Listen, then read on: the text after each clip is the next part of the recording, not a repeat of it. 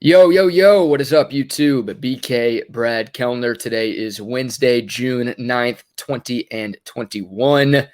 June 9th, 6-9. Nice. Didn't even realize that. That's awesome. We're talking Texas football today. We're talking Steve Sarkisian today. Y'all can tell by the title of the video. An anonymous college football coach has criticized the Steve Sarkisian hire. So we'll get into his comments and discuss whether or not he might be right. But before we get into that, I want to remind y'all to please like this video and please subscribe to this channel if you haven't done so already. And this video is brought to you by Last Stand Hats. Use code BK10 at checkout for 10% off your purchase from laststandhats.com, the best damn UT hats in all of the land. And feel free to comment with your thoughts. Do you agree with me? Do you disagree with me? Also, comments with thoughts about future videos. I would love to hear from y'all. I do this channel for the people. So whatever y'all want to hear from me, Texas football, Texas basketball, Texas baseball, anything Longhorns, we're talking about it here on this channel. So appreciate the continued support, and let me know what y'all want to hear from me next. So we're getting closer and closer to the time where these college football preview magazines drop. You've got your Phil Steele's, your Lindy's, your Athlon Sports, your Sports Illustrated. I mean, there are a ton of these national preview magazines for college football. And of course, each magazine previews every team across Division I FBS college football. And you generally get a page or two per team kind of talking about the expectations for that team in the upcoming season. Well, with Texas, most of the national magazines are going to talk about Steve Sarkisian and the Sark hire, and they're going to debate the expectations and what realistic goals are for Sark in Austin in year one. And apparently, there is a coach, a college football coach, who anonymously spoke to Athlon Sports. And this will appear in their national preview magazine that I don't think has dropped yet, but I think will drop sometime in the not too distant future. But one anonymous coach had some thoughts about Steve Sarkisian, and he questioned the hire and had some doubts about it working out. Here's the quote. "There are a ton of questions here long term. Why make this move? It doesn't seem like you're doing anything fundamentally different. Texas's problems are all off the field and inside their culture, and I'm not sure this is the coach who can fix issues that only Matt Brown seemed to know how to handle." End quote. So a lot there. The big takeaways: the coach saying it doesn't seem like Texas is doing anything fundamentally different. The coach saying Texas's problems are all off the field and inside their culture. And also the coach saying that only Matt Brown was able to handle those issues. Do y'all think this was Mac Brown, who was the anonymous coach, who said this? He just wanted to give him some love and take a little jab at Texas while he's having a lot of success at North Carolina. No, I don't think it was Mac who said that. But interesting there. So first thoughts, nobody's Mac Brown. Nobody's ever going to be Mac Brown. Mac Brown did such a phenomenal job of making friends here. Mac Brown did such a phenomenal job of being not only the head coach of Texas, but being the CEO for the Texas football program. He made friends with everybody, and he shook hands and kissed babies, and he spoke with and built relationships with the important people that surround the Texas football program. Like every stakeholder with Longhorn football, Mac Brown had a relationship with, whether it was big money donors, the administration, the players, the fans. He did a great job of building strong relationships, and he made a ton of friends. It's why it was so hard for the Board of Regents to fire Mac Brown at the end of his tenure. And it's why the Nick Saban thing ultimately didn't work out here at Texas, because so many people loved Mac Brown. He did such a great job of doing that. But nobody's Mac Brown. And you don't have to be Mac Brown to be a successful college football coach. You look at some of the best college coaches of this generation. Look at Nick Saban. You think Nick Saban is doing what Mac Brown did in terms of building those relationships, in terms of remembering everybody's names, in terms of being there all the time and being willing to talk to somebody for 4 hours outside of the program? No, that's not Nick Saban.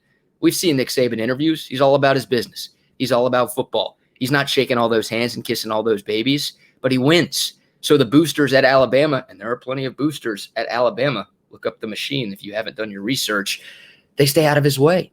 And he gets away with not doing that extracurricular Mac Brown stuff because he's winning football games.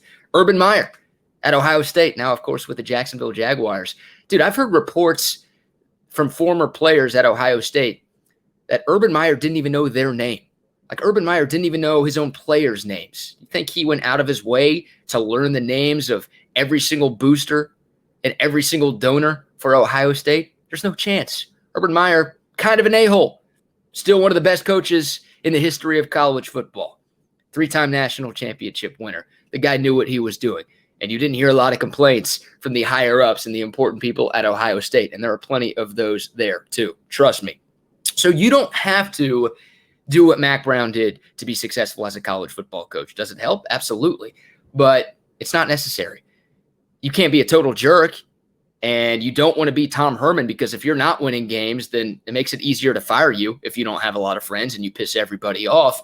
But once again, if Steve Sarkisian wins, and this kind of goes back to Paul Feinbaum's comments last week, saying that Texas is irrelevant, and also saying that Texas has way too many problems and there are way too many people trying to influence what goes on within the Longhorn football program. If you win, it doesn't matter. If you win, the big money donors, the boosters, they support the hell out of you. They give you everything you want. And that's why Texas is such an amazing job and still one of the most higher profile jobs in college football, despite a decade of not contending. It's because those boosters have your back. You've got more resources than just about any coach in college football. So I don't think Sark's going to be Mack Brown. I just don't think he's that type of guy. But once again, I don't think you need to be that type of guy. But I'm just so tired of that narrative of too many people are involved with Texas football, and the boosters have too much say. We didn't hear about the boosters during the aughts, during the Mack Brown heyday, from 01 to 09, when Mack Brown was winning games and having Texas play for national championships. We didn't hear about those guys being a problem because they stayed out of Mack Brown's way. And it's not because he was building great relationships with them. It's because he was winning games. So if Sark comes in here and wins games, I promise you're not going to hear negative things about the big money donors and boosters anymore. But if they're giving millions and millions of dollars to the university, they want results. And I don't blame them. But I don't go out and criticize those big money donors very often because, well, you don't get the facilities upgrades. You don't get all the things that Texas has if you don't have financial support. And Texas has more financial support than anybody in college football. I mean, this is the most lucrative, most valuable athletic department in all of college sports. Problems, another part of this quote from the anonymous coach, Texas's problems are all off the field and inside their culture. Well, development's been the biggest problem with Texas football. That's on the field. The end of Mack Brown, players weren't getting developed. The Charlie Strong era, players weren't getting developed.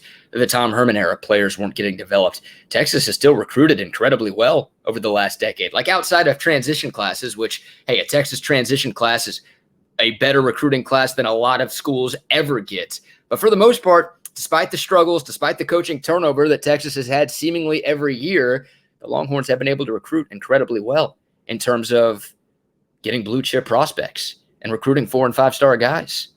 The problem is development. That's not off the field. That's on the field. So the hope is Steve Sarkisian and this new coaching staff. By the way, I love Steve Sarkisian's initial staff. I think he did a phenomenal job filling out his staff, bringing in some guys who helped him have the best offense in college football history at Alabama the last couple of years. Also getting Pete Kwiatkowski from Washington to be the defensive coordinator here. Sark did a great job of bringing in his first coaching staff. Is every hire going to work? Nah, probably not. Usually doesn't. But I love the guys that he brought in, and I think those guys are going to be able to develop talent. But that's been the biggest issue for Texas. It's not the big money donors. It's not recruiting. It's not this. It's not that. It's developing talent. And the proof is in the pudding, right? Texas has not had a first-round draft pick since 2015. Texas has not had an offensive player selected in the first round since, the guy behind me. Which way? This way. Vincent Paul Young, who went in the first round in 2006. Texas hasn't had an offensive lineman drafted in the first round, I should say, since 2002.